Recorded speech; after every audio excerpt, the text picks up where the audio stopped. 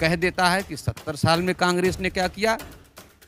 उनको चिंतन मनन करना है कि आखिर जो है ये नौकरियां कहाँ से पाई। और यदि आप कहते हैं कि बाबा साहब के संविधान की वजह से पाए, तो आप ये भी चिंतन करिए कि बाबा साहब का संविधान आज भी है और आपकी नौकरी नहीं लग गई। बाबा साहब का संविधान आज भी है और पहले भी था। हाँ, तो कहीं ना कहीं जो लागू करने वाले लोग हैं उनकी नीयत में खोट है। इसका मतलब ये है कि जो सरकार चल रही है, जो सरकार उस समय लोग चलाए, कांग्रेस के ज़माने में नेहरू जी से लेके इंदिरा गांधी ने, फिर जो भी सरकार, राजीव गांधी, अकेले मनमोहन सिंह।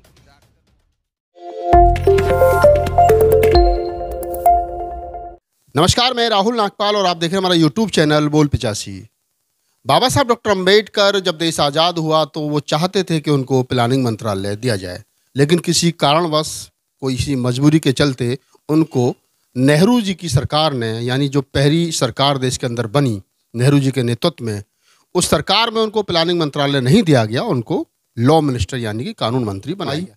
क्या नेहरू जी की सरकार में या नेहरू जी के बाद में जो सरकारें बनी, भारत में जिन सरकारों ने रूल किया, क्या उन सरकारों ने बाबा साहब डॉक्टर अम्बेडकर की प्लानिंगों का इस्तेमाल कहीं किया? उनकी जो प्लानिंग थी उसको, उनकी प्लानिंग को कितना इस्तेमाल किया गया है, इसी विषय पर आज मैं विशेष चर्चा के लिए लखनऊ में हूं। मेरे साथ जो शख्सियत बैठी हैं, आप इनको पहले भी हमारे चैनल पर देख चुके हैं। इंजीनियर प्रोफेसर आरपी सिंह साहब है, प्रोफेसर हैं, इंजीनियरिंग के स्टूडेंट रहे हैं, आईआईटी किया है, तो इनसे बेहतर शायद मुझे लगता है इस विषय पर कोई बात हमारे साथ नहीं कर सकता, तो मैं उनको चुना है और उनके साथ बातचीत। सिंह साहब, स्वागत है आपका हमारे चैनल में। थोड़ा सा विस्तार से बताइए, बातचीत लंबी हो जाए कोई दिक्कत नहीं है, लेकिन लोगों के मन मस्तिष्क तक ये सवाल जो हमेशा खड़ा होता है उसका सही जवाब लोगों तक पहुँचना चाहिए, सही जवाब मालूम होना चाहिए लोगों को कि बाबा साहब डॉक्टर अम्बेडकर जो प्लानिंग की थी भारत को विश्व गुरु बनाने के लिए, उन प्लानिंगों पर कितना अमल हुआ? जी, धन्यवाद। असल में बाबा साहब जो चाहते थे कि मुझे योजना मंत्रालय दिया जाए, जिसको प्लानिंग मतलब मिनिस्ट्री कहा जाता है, तो संविधान बनाने के बाद जो है बहुत सारे विषमतावादी जो थे उनसे बहुत ज़्यादा नाराज थे कि एक तो इन्होंने संविधान में ये कर दिया कि मनुष्य बराबर होता है, और जो हजारों साल से अपने आप को मनुष्यों में बांटते बांटते अपने आप को देवताओं की श्रेणी में रख लिए थे, उनका दिमाग पहले से खराब था। ये संविधान की वजह से ही ये दिक्कत उनको इतना फील हो रही थी कि आगे चल के क्या होगा, वो बड़े सशंकित थे। और आप देख रहे होंगे कि वही चीज अब आज की डेट में संविधान को धीरे धीरे समाप्त करने की प्लानिंग अब चल रही है, काफी हद तक कर भी चुके हैं लोग। तो उसमें योजना मंत्रालय जो बाबा साहब की मांग कर दी थी, कि योजना ये थी कि बाबा साहब ने कहा था कि देखिए पहले सारी जमीनों का अधिग्रहण कर लिया जाए, जो खेती की जमीन है उसका राष्ट्रीयकरण कर लिया जाए, और जो परिश्रम करेगा, जो मेहनत करेगा, उसको उससे इसका दिया जाएगा। जो जितना डेवलप करके जितना उत्पादन दे देगा वो उतना बोलेगा, जोत लेगा। दूसरी चीज ये था कि मंदिरों में अपार संपत्ति आज भी है, तब भी थी। बाबा साहब ने कहा था कि मंदिरों में अपॉइंटमेंट किए जाए बकायदा, और उसकी जो संपत्ति होगी वो सरकार के पास आएगी। अब ये दो विषय ऐसे थे कि उसमें जो है नेहरू जी के सामने समस्या थी कि भाई एक तो सारी जो है जिनके पास जमीनें थी वही उनके सबऑर्डिनेट थे, वही एडवाइजर थे, वही संसद में गए, उनके साथ जमीनें छीनना एक समस्या, दूसरा मंदिरों का अधिग्रहण करना। तो ये दो चीजें नहीं लागू हो पाया था। लेकिन नेहरू जी के दिमाग में कहीं ना कहीं ये बात आ गई थी कि अगर हम इसको करेंगे तो जो लोग जमीन पर अधिकार जमा करके बैठे हैं तो विद्रोह होगा, और जो लोग मंदिरों पर अधिकार जमा करके बैठे हैं उनसे कहेंगे इनका राष्ट्रीयकरण कर दियो, विद्रोह होगा। तो बाबा साहब डॉक्टर अम्बेडकर की ये बात उस समय इसलिए नहीं मानी गई कहीं ना कहीं। फिर ये था कि बाबा साहब ने बताया कि देखिए कम से कम 150 प्लानिंग उन्होंने बताया नदी घाटी परियोजना के नाम से, कि नदियों पे जब बांध बनाए जाएंगे तो 150 बांधों का उन्होंने प्रोजेक्ट दिया था कि 150 बांध जब बनेंगे तो उससे इलेक्ट्रिसिटी जनरेट होगी, उससे नहरें निकाली जाएंगी, और नहरों से फिर जो है सिंचाई के साधन जो डेवलप होंगे, फिर हरे चारे का निर्माण होगा, फिर तमाम जो है पशुपालन उद्योग शुरू हो जाएगा। तो अभी तक 60 परियोजनाएं लागू हैं, और वहाँ से जो इलेक्ट्रिसिटी जनरेट होती है, विद्युत जनरेट होती है, तो वह जो है वहाँ से फिर फैक्ट्रियों को जाल बैठाया गया। लेकिन ये तो हो गया। देखिए, सबसे पहले विद्युत का उत्पादन एक होता है कि ये हमारे पानी से, बांधों से कैसे बिजली बन सकती है।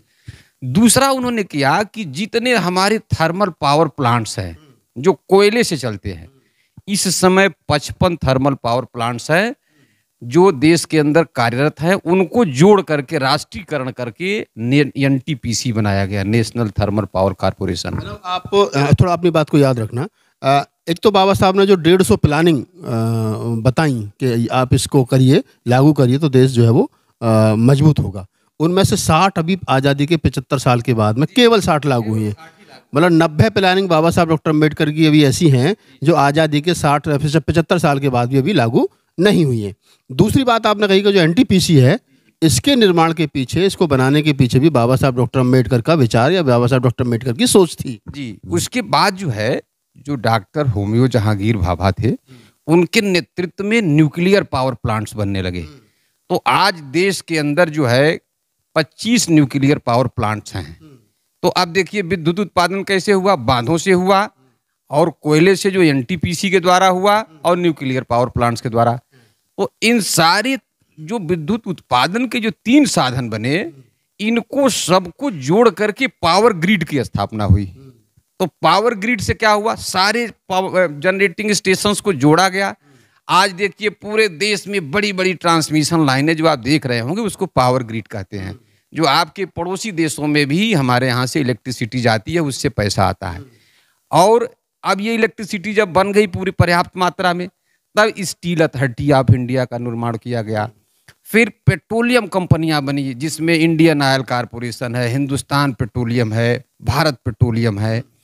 फिर रेलवे का विद्युतीकरण किया गया। आज की डेट में टोटल जो है 14 लाख एम्प्लाई 2014 तक काम करते थे रेलवे में। 18 जोन में बांट करके रेलवे को 1 लाख करोड़ से 1 लाख किलोमीटर से ज़्यादा रेलवे लाइन है, जिसमें विद्युतीकरण वाली भी है। और हर साल जो है 2014 तक करीब करीब 15 लाख करोड़ रुपए का प्रॉफिट आता था।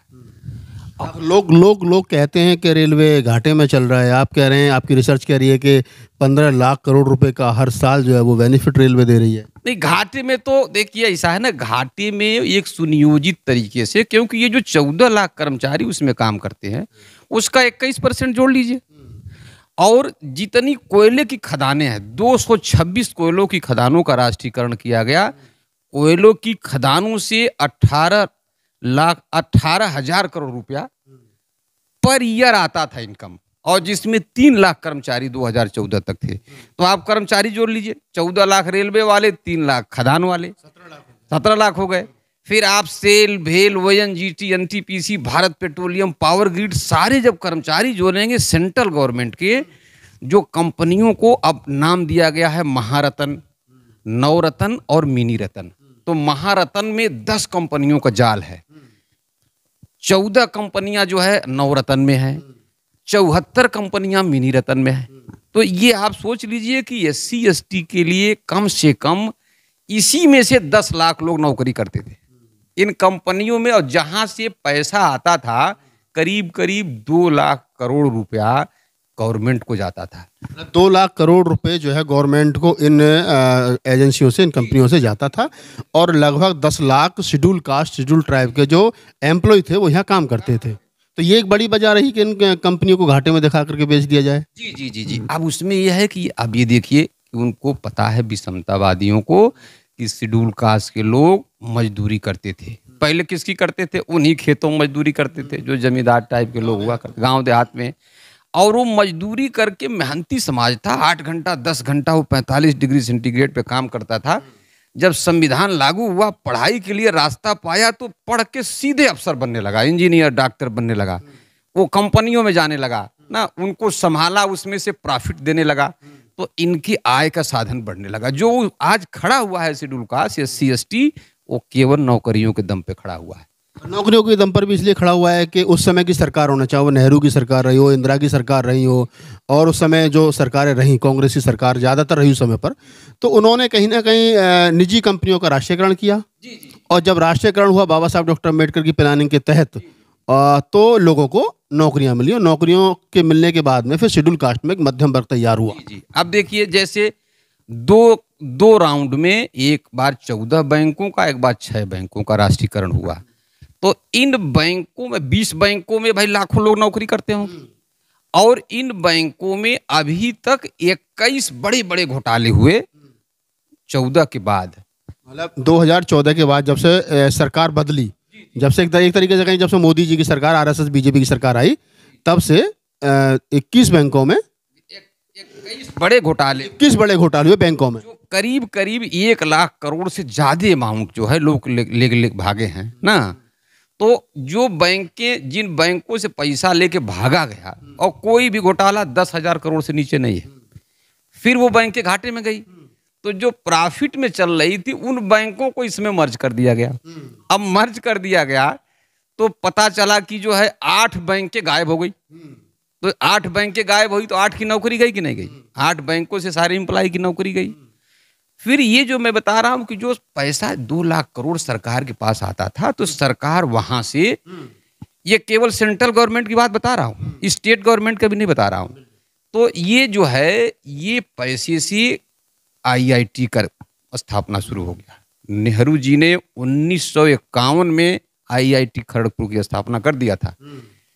और ये नहीं बताना चाहता हूँ आगे की बात, कि वो दूसरा विषय हो जाएगा, कि 1958 से लेके 1959 तक IIT Kanpur, IIT Delhi, IIT Bombay की स्थापना हो सकती थी। आज देश के अंदर 23 आईआईटी कार्यरत हैं, और फिर उसी पैसे से 23 अंतर्राष्ट्रीय हवाई अड्डे बनाए गए, और 20 इस समय IIM, Indian institute of management, जो टॉप क्लास का एमबीए करके लोग दुनिया के कोने कोने में जाते हैं, इसकी स्थापना हुई।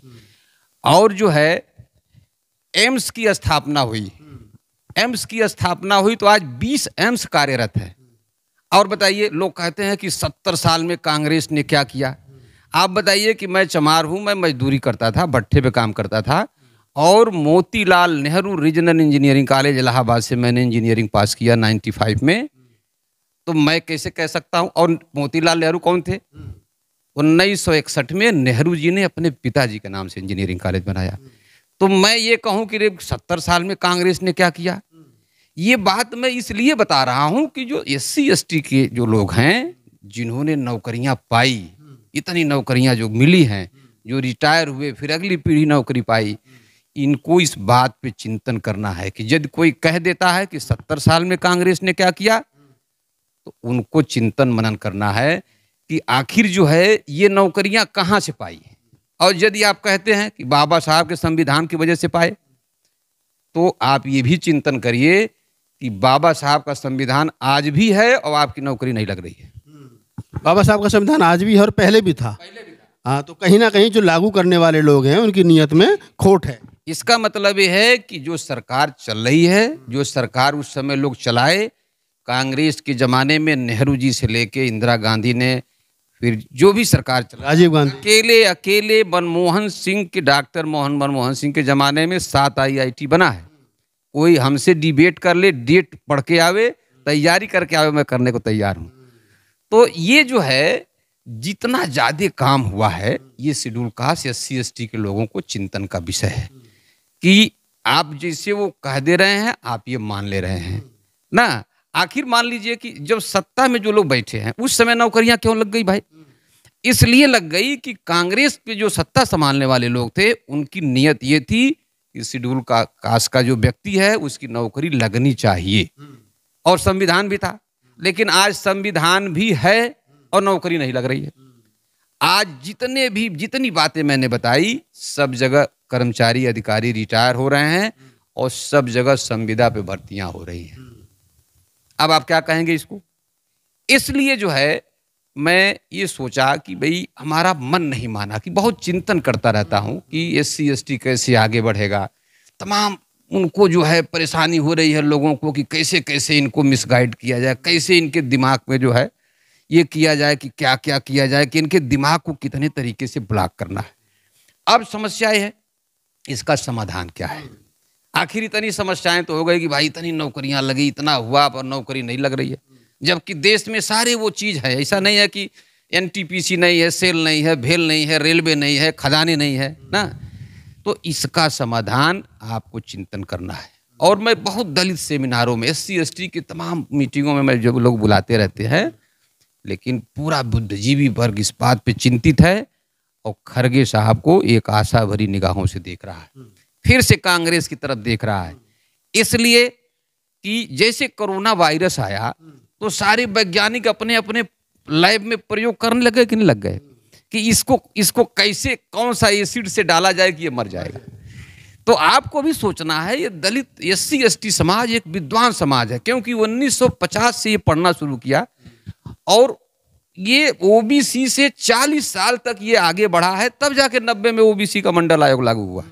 तो ये शिक्षा के क्षेत्र में तो 40 साल आगे है ना साहब, 40 साल आगे है। यही देखिए, ये बुद्ध अम्बेडकर को मानता है, समता समानता को मानता है, प्रकृति के नियमों को मानता है, और ये विषमतावादी घबरा गए हैं।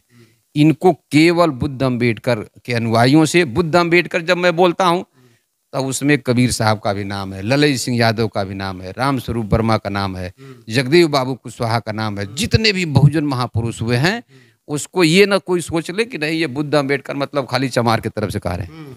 उसमें जितने भी OBC के महापुरुष रहे हैं, सबने संघर्ष किया है, उन सबका नाम आता है। तब ये विषमतावादियों को बहुत बड़ा खतरा हो गया है कि इनको कैसे हम लोग समेटें, तो इनके संसाधन खत्म करेंगे, तभी जाकर के ये हैंड्सअप करेंगे और फिर से मजदूरी पे आएंगे।